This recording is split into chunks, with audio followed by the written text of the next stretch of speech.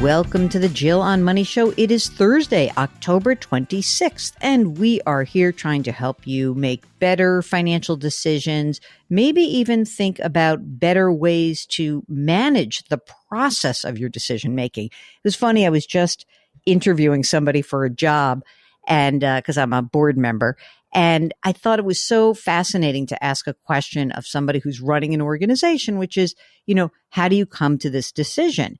And some of the candidates were really methodical, like, well, I have a process. Here's my process.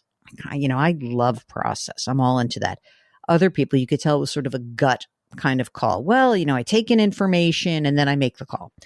And I think one of the reasons why I like a process when it comes to financial matters is that it's emotional. And so much of what we do in our financial lives touches our emotions. And so if we can help you create a process around your financial decision making, I will then think we have been successful, because it's tough to make these decisions in a vacuum, and we're here for you. If you have to kind of go back and revisit the process or alter it, that's okay too. But at the beginning of the process, it's just very easy. All you need to do is go to JillOnMoney.com, click the Contact Us button, and let us know if you would be willing to come on the air live. While you're on the website, you can sign up for the free weekly newsletter, and you should subscribe to our service called Jill on Money Live. That's where you have access to quarterly live webinars, which is really fun to participate in. And there's a lot of bonus content that sits behind that paywall. Check out Jill on Money Live. It's all on the website. Okay, today we are talking to Rose. Rose is on the line from the Midwest. Hi, Rose. How are you, and what can we do for you today? Hi, Jill and Mark. I'm just really honored and excited to be on the show. I know that we tried a couple of times.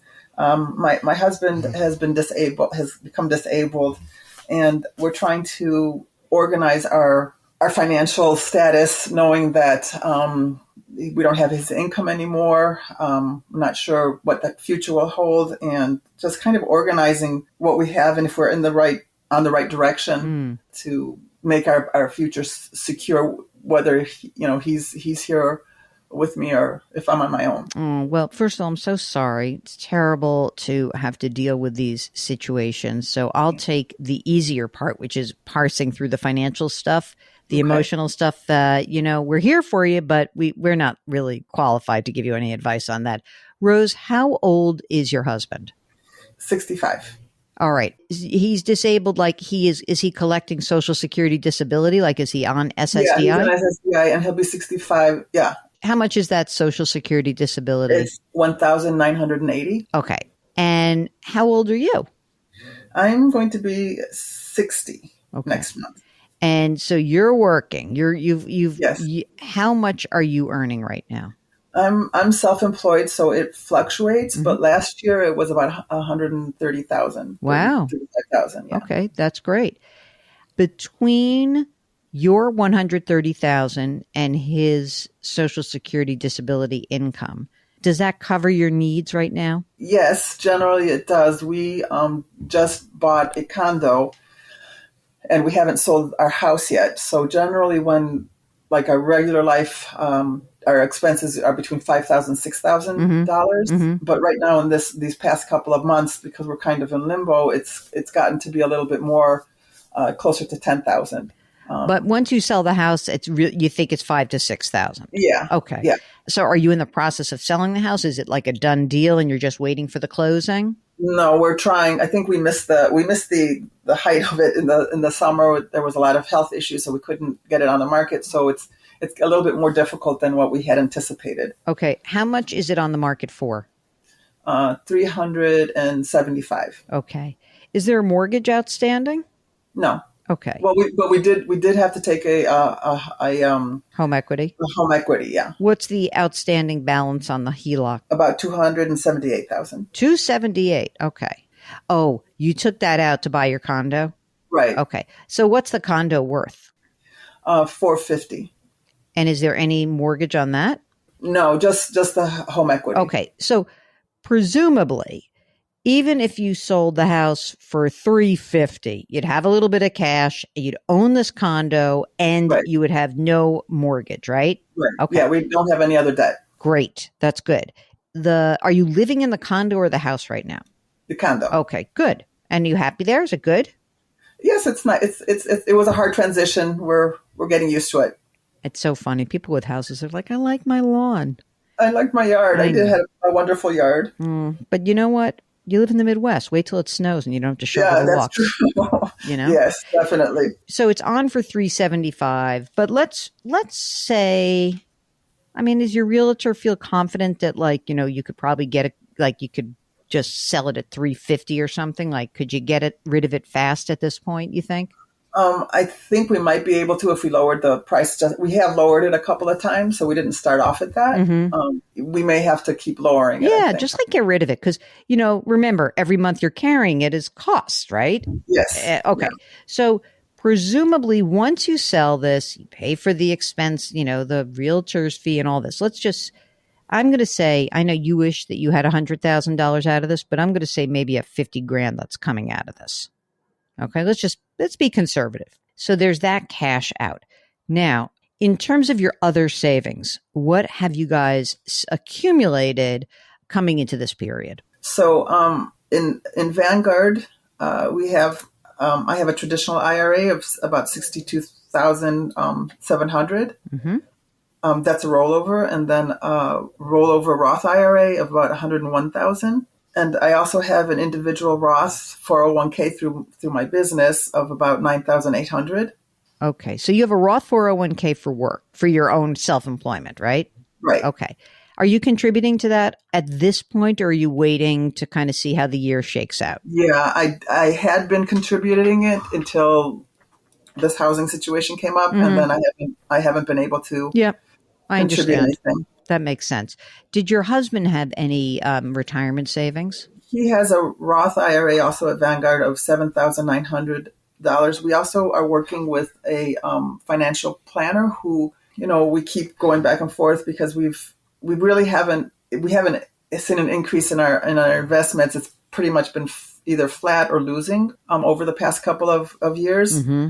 We're just kind of in limbo with that. But we do also have a brokerage, which I use I think it's the money market. Mm-hmm. I don't remember which one is it, money market or mutual fund as an emergency fund. How much is the financial planner managing? And is that the brokerage account or separate from the brokerage? No, that's separate. So what does he have or she have? He has a total of $534,000, which is our both IRAs and Roth IRAs for both my husband and I. Okay.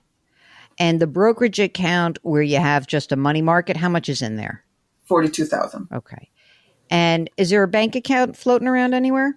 Yeah, we have. Right now, we had more savings, but because of this house situation, we're down to about $29,000. Okay. And we have right now in our checking account about $14,000.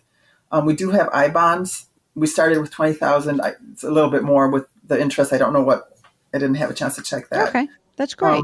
And then I do have two other accounts that I had been saving for vacation, but that hasn't been. Yeah, really. How much is in the vacation fund? So in one place I have $15,000. Yep. And then in the credit union I have $8,700. Okay. And then our HSA has been depleted, and we have about $335 there right now. Okay. Do you guys have grown kids? Yes, two. And are they taken care of? Are they okay? Do we need to worry about them? They're semi-launched. We pay the phone and some, here and there. Wait a minute. It's Dale. a family plan, and one of them is still a student. The other one is living in a high-cost place. Yeah. All right. Yeah. This mom is a sap, Mark. Just put that down.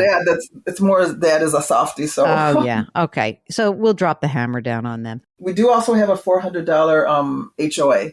Okay. Does that include your taxes? No, there's taxes. I think, if I remember correctly, would be about $1,600. Okay. So it's $2,000 a month to carry the condo, basically. Okay. Not including utilities, etc. Right. Okay. So what else do we need to know? Do you have anyone else you have to worry about? Parents. Do you have parents that are alive still? Yeah, thank you for reminding me. Yeah, we actually moved into this condo to also be able to help my mom. Mm-hmm. So she'll be moving in with us. We'll have to sell her house also. Mm-hmm. She'll probably contribute something to the household, but I'm not going to the idea was to help her also health-wise and financially. So how are you working if you're taking care of your disabled husband and your aging mother? I don't understand. Are you a superwoman? Is that what Rose is actually like super mom, a super daughter? Yeah. I'm stumped. I don't know how to answer that, but it's happening. And you are the sandwich. You are the sandwich right here, my friend. And I guess that's what worries me, that I know that at some point I'll probably have to take more time off or not work as many hours, and I want to make sure that you can handle it. I can handle it. That we can, yeah. Because there's no FMLA or anything like that here. Yeah, right. It's all me, so right. I understand. Yeah. So at this point, when do you expect your mom to move in with you? We're hoping by the end of November. Oh, soon. Soon. I haven't, the idea was for her to come sooner, but because of these health issues, I haven't been able to help her get things moving. Right, because you have 3 full-time jobs. What's her house worth? Probably wouldn't be more than $300. And there's no mortgage on that? There's no more. No, she does have a mortgage. She still has, because she moved there, after my father died. Mm-hmm. So I think she has about $80,000 is what she said to me. Okay. So she's going to have this, let's just call it $200,000 in proceeds, right? What other assets does she have? I don't have those very clear. She's also working with this. Same dude? Same guy, yeah. Mm. So I know she has an annuity that she gets about $2,000 a month. Okay, that's good. Yeah, one of the reasons that we're moving is because he said that if she, that her money's going to dwindle. She's not going to have for much longer. She's in her 90s, so I don't know how much longer she needs it. But if she needs more assistance or treatment or something like that, right? I know she also gets Social Security, also about $1,900, something like that. All right. I think her total, what she has right now with this guy, maybe $200,000 or $300,000. All right. Okay. Yeah. I mean, she can pay for some of the expenses. Yeah. She wants to. And I think that's good, because I don't think, especially if she's got her marbles right now and, things are good, it's like infantilizing to be like, oh, you can stay here for free, when she knows you have a husband who's disabled, right. And there's like a lot of pressure, and let her be a mom. It's okay. Right. She's allowed to do that, right? Yeah. And she wants to. Yeah. Good. Yeah. As you look ahead, there's no pension, or you're self-employed, but did you have? I'm self-employed. I always worked for nonprofits. He worked in sales, so he doesn't have a pension either. We don't have any other money coming in. Okay. There may be an inheritance at some point, but we're not sure when that would be and how that would be. I have other siblings as well, so that would be split among us. Do you guys have your estate documents done? Yes. Okay. And do you guys have any old life insurance kicking around? No. Okay. No. Okay, that's fine. All right. Now, let's just pretend your husband is not disabled for a second. Okay? Yeah. I want you to know that, he would have this $2,000 a month of Social Security. What's your benefit look like at your full retirement age? At 65, it would be $2,789, and at 70, it would be $3,578. So, I mean, between the two of you, let's just say, your full retirement age is probably 66 and a half or 67. I don't remember, something like that. So, you'd have $5,000 a month coming in, let's call it about. And presumably you'd sell the house, you have the condo. Okay. And your $5,000 a month of Social Security supplemented by your savings, no problem. You're good, because you don't spend that much, $5,000 to $6,000 a month, right? Now, here's the confounding part. So, okay, you're going to keep working for, let's say, 6 or 7 years. And at some point, you're not going to make 130. You're going to make something less than that. You're going to have to continue to take care of your husband. So, I'm penciling in here that maybe it's more like $100,000 a year for a while, maybe not 130. I think that 2 things are really important going forward. One is we just have to sell the house. You just have to get rid of it. Don't worry about, there's an old saying in the trading world. And, when I grew up on a trading floor, and we would say, hit the bid, like find out what someone's willing to pay for it, hit the bid, move on, because this is eating up all this money and we want to be done with it. Also, it's not great emotionally to have this thing kicking around. Now, once you sell the house, That cash that you have can just stay as cash. Do not invest that money. Absolutely do not invest that money. So that could go into your bank checking accounts, right? Because as you said, you want to have money set aside. So you've got money market money. That's the 42,000. You've got bank money, 29 and 14. You've got your I bonds. That extra 50 grand, that goes into like literally like a 6-month CD. Okay. That's it. Really boring. And let's leave it there because we don't know what the future holds. And for you to say, you know, I have like 150 grand in cash, that would be fantastic. Okay. Now let's go back to the assets that you have. My concern is you have so much on your plate that it feels like, to me, a little bit overwhelming. And for you, it might be like, no, it's a wonderful distraction. So tell me how you feel if I said to you, well, get this $500,000 from the financial planner, roll it everything into Vanguard, don't worry about it, and keep managing. Like, does that seem daunting, or does that seem like that's actually a good use of my energy where I would like to use it? It feels scary. Yeah. I don't know if it's necessarily daunting, but it feels scary because I'm not sure if I trust myself to know that I'm making the right decisions. Well, what if that we had, the decisions in terms of, having some advice?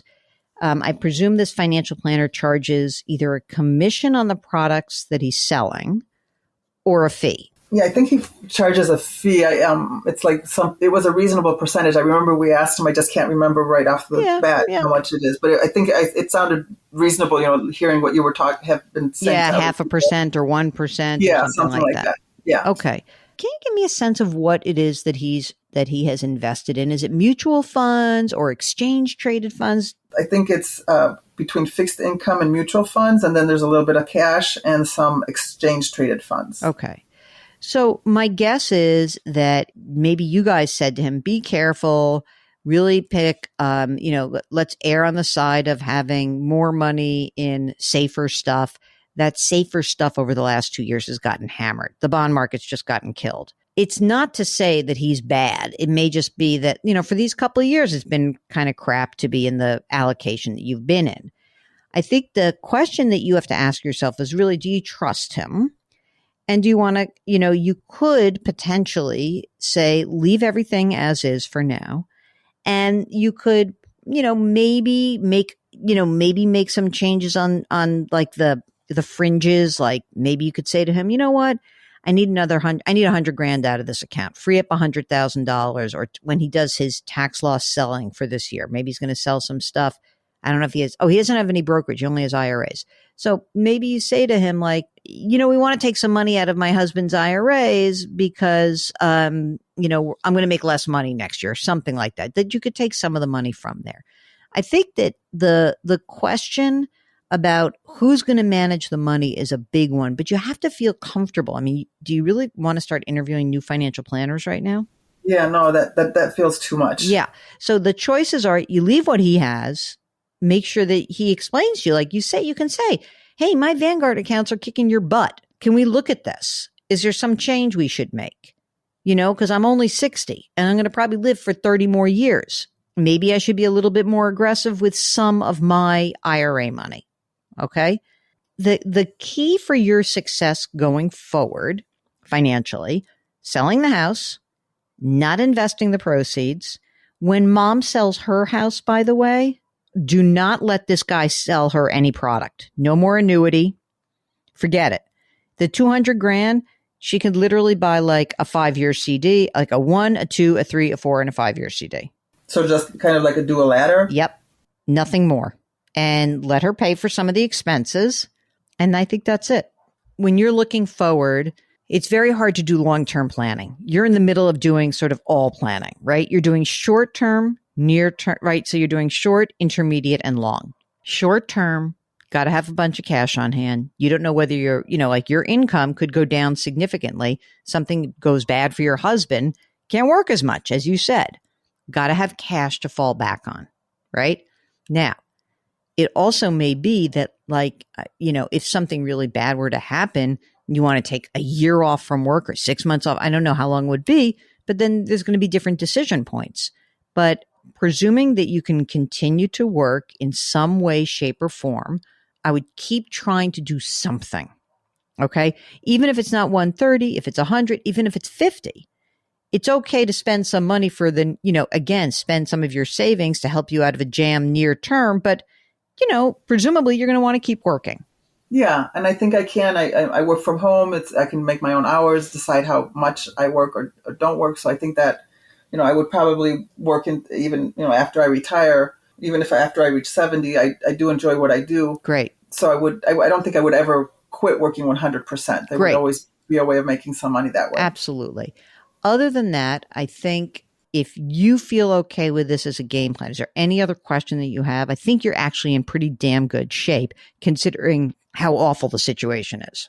Well, that's good to know because it just felt like it was all over the place and I didn't know which direction I was going. And so that's reassuring to hear. And it's good to have this game plan that you kind of set out for me and I can kind of present it to my husband as well and let him know, this is because he's been kind of proposing that we leave this advisor, and I've just been very scared about doing that. You're entitled to say, look, that's just like a bridge too far. It's too much. A lot of things have been going on these past years. I just don't know if I can take another change. But this smaller way that you've described it makes sense. Yeah, incremental. Incremental is fine. It's totally right. fine. It doesn't feel so like impulsive. It feels more thoughtful. Right. Methodical. And it sounds like you're a methodical person. So I think this will work. Yes. Sell the house.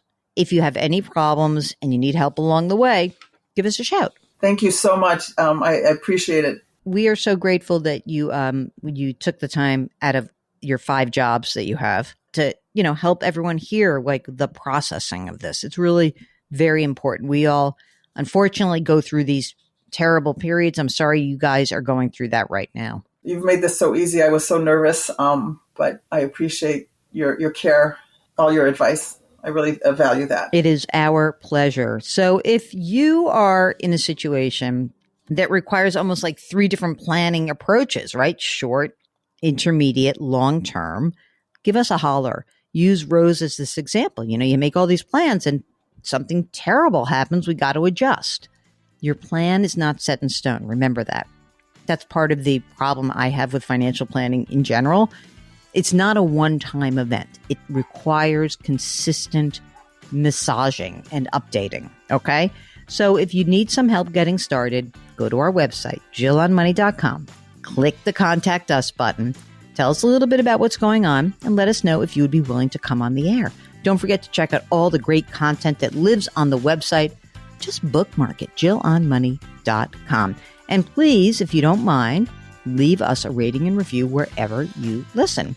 Lift someone up, change your work, change your wealth, change your life. Thank you for listening. We'll talk to you tomorrow.